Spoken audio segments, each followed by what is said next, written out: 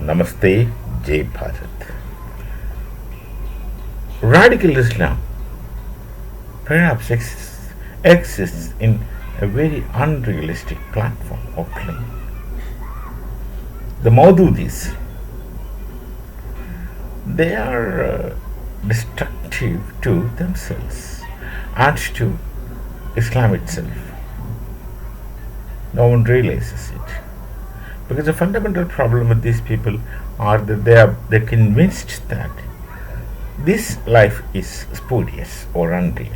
And they're also convinced that there's going to be life after they die, which provides them all kinds of fantasies and unimaginable luxuries which are normally absolutely forbidden while living on this earth. So this kind of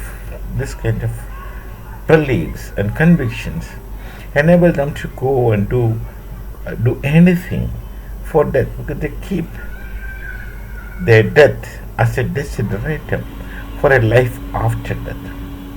I'm not going into the merit of such thoughts. When people think, it's what people think, and when people are taught like that, it's what people are taught like that.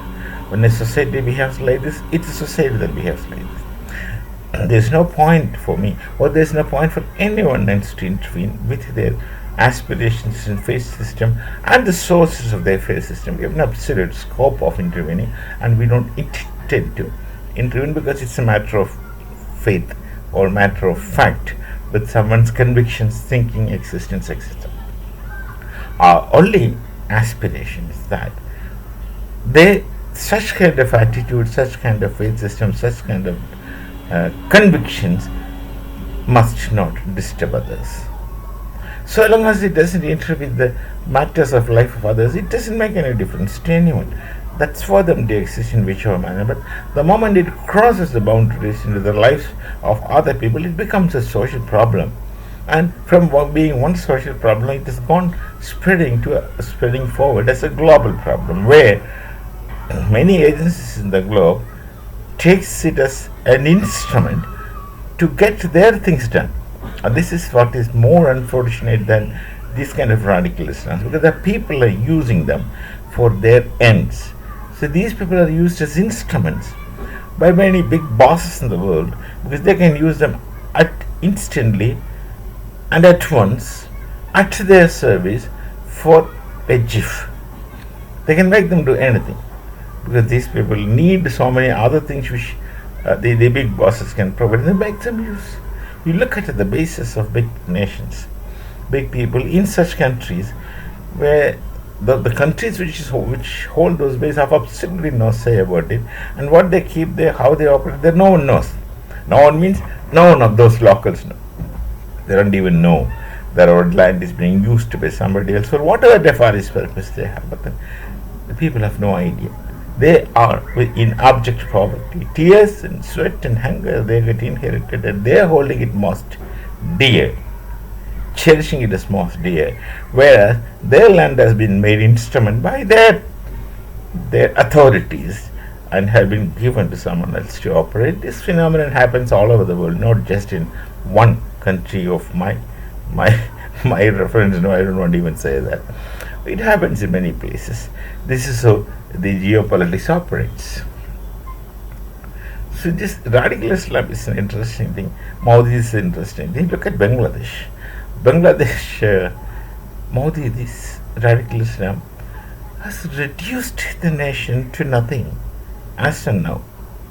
With all kinds of fineries, rhetorics and stories that are running around, they have prostitution villages. And now, as I heard, one of the narrative that I heard today, these things can't be 100%. You cannot speak about them for sure 100%, but then this is what is likely to happen, because this is not a new thing. They have their own history. New people are going to this prostitution village because they have no other way of making income other than prostitution. Previously there used to be little more 15, 16 years old girls going. Now from the age of 10 the girls are being sent to that story, that age, by their own parents, because they have no other means to exist, no other income. Whatever the so-called economic wizard Muhammad Yunus says, but he has made these people prostitutes, and it's a big shame on any individual. He also must be having family. I think he has a family and daughters, etc. That's absolutely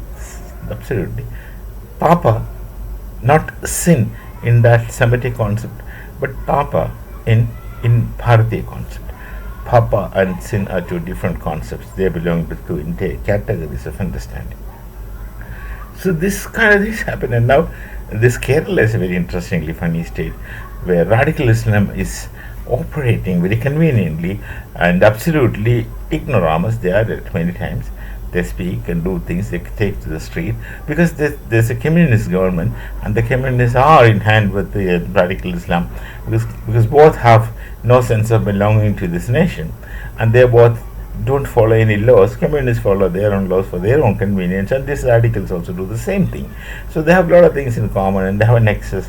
So these people are this will jump into overt action because of the communist protections come with this umbrella, which is based above their heads.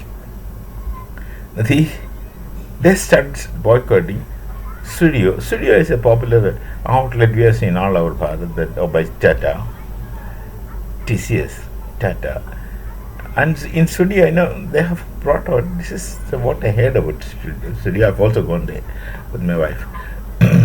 This is what I heard about. See, in malls normally clothes they start from 1,000 rupees above, and Tata wanted to give cheaper material, cheaper, not quality based, cheap with quality material, which shall maximum be 1,000, less than 1,000 rupees. So that studio becomes so popular. In one locality there can be two shops many times. For where I live in Gujarat, the studio this side, studio that side, studio that side. So there are so many outlets. And these radical Islams, they started boycotting studios, saying that this Tata is supporting Israel. Yes, of course. Why not? We'll support Israel. Why not? We'll support Israel. I'll support Israel. Bharat supports Israel. So what? Just because you think that they are our enemies, it doesn't mean that I should think that they are our enemies. They are very connected and very close to Bharat. They are very trustworthy people. Whatever possible for Israel, our nation will do. Because they are the only trustworthy people in the world other than the Russians. Not others. So they started boycotting Zudio. This group of Maududis of Kerala, started boycotting, and they make processions, and as usual they are loud mouthed. They have inherited all these characters from this being loud mouth from Pakistanis. They are very loud mouth. They say so many things, which of course irritates others. Speak a lot of things, and then this I think had gone in favor of Tata. Someone is opposing Tata, then someone shall come out as supporting.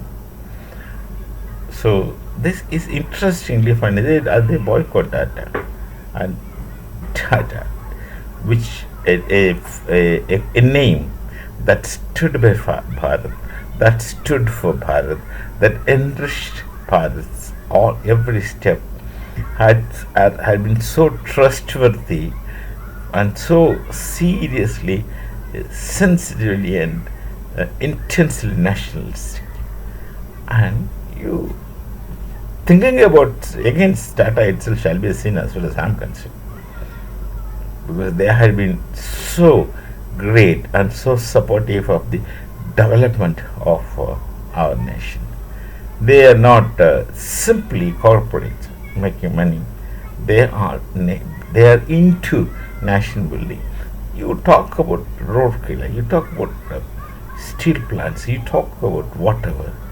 They have contributed to the development of the infrastructure. And to be more specific, the Parsis living in Bharat, who are originally Iranians, they have become more nationalistic and more Bharatiyas than all of us. That's the way they integrate, and that's the way one ought to integrate in a different society. And one more example I'll speak before I conclude. Look at the Marathas. The Marathas have come to Baroda. The Marathas have come to Indore. The Marathas have gone to Gwalior. They have had contact with Jhansi. The Marathas, wherever they went, they became the people of that place.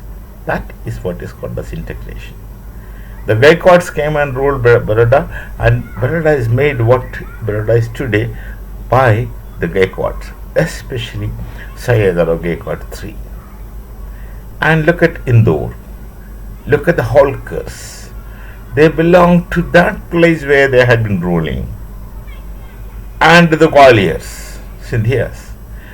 They belong to the they integrated, and then they belongs to they belong to that place where they are. And Lakshmi Bai, who everyone respects and everyone adores, she became one that of Chasi. So look at the Marathas. They integrate and they become wherever they rule. Remember, they are not going for jobs, they are ruling. They are such great Maratha warriors. They were ruling, but then they belonged to that place. They got integrated into that part. That kind of integration is what Bharat requires. And that kind of integration is what makes a human being coexist with whichever society he goes and lives in. Our roots may be from this way, that place, and no one is asking you to forget it, but then you get integrated. The expression in Hindi is Gul Milna. You got integrated the people. That's a great thing, which doesn't happen with those who resist themselves to Bharatiya Sanskriti. So we shall meet again with this kind of a thought. So long as this integration is not done, as the Marathas did, the people will stand out as the other, South, as the other, and continuously pulsate with hatred. Of course, Pakistan already keeps implanting hatred in the minds of their society right from their birth, and it develops into all kind of this spurious narratives which exist in the society. You ask an average Pakistani person that how many times you have fought a war with Bharat, how many times you win, he will say that we fought 4 wars and we won all the battles. How do you know? But everyone says it. Their books are saying that that narrative is there. It means their rule or their administration can easily take them for a ride through lies and deceits. Francis Bacon has not written, or Machiavelli has not written, the treatises after looking at Pakistan is, but then this is the nature. With some rulers, they take them for a ride. They're doing this. Even today, Pakistan skirmish, the Prime Minister initially came and said, Fateh pa liya. We won. Such blatant lie. Short living, of course, this is the time of this internet and social media and organization. Fateh pa liya bhai. So we shall meet again with some other thought. Till then, Namaste, Jai Bharat, Jai Sri Ram.